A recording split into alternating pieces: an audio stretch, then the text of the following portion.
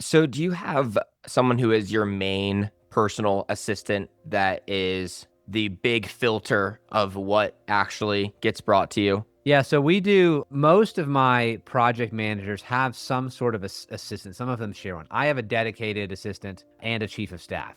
So there's a variety of the team that report just to my chief of staff and my chief of staff to me. I also have a director of operations where all of our project managers report to him and all sort of behind the scenes people. So it's sort of, division there. But, I think it was, God, who was it that basically said, you should never have more than 7 direct reports. At one point in time, I think I had like 20 out of our 30 something people full time on staff. I'm like, this is stupid. I should not be doing this.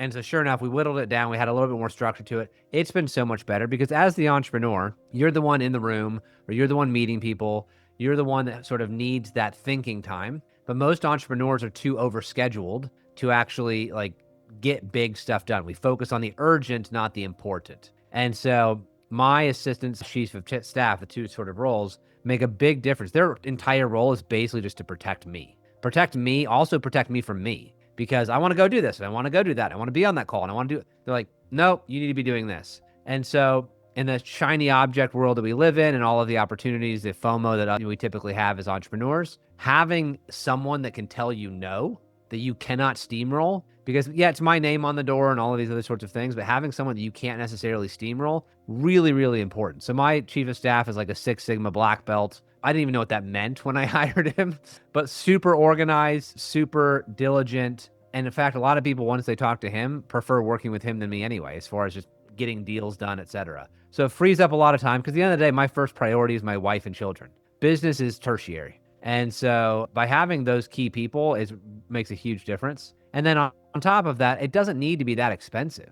Like my very first EAs and VAs, whatever else, were all in the Philippines, where you can pay, $6 an hour or whatever the going rate is. And the amount of stuff they can take off your plate is just, it's unbelievable how much time you can buy back, I would say. So yes, assistants, chief of staff, depending on the size of the company, et cetera. But if my chief of staff left, I'd probably just shut the doors to the company because I don't know if I want to do this anymore. Dang, I know of companies where their personal assistant is just so damn good and has helped them for 5 to 10 years, and they're basically irreplaceable without just you having to take over so much work that you can't even possibly do, and then you've probably even lost sight of at this point. 1,000%. And they become so ingrained, they can read your mind, so they can give answers to things. Like I forget how many years, like 5-ish years, mine's been with me. Started out as my EA and now he's chief of staff. So basically everyone reports to him, especially if they're offshore, they all report to him.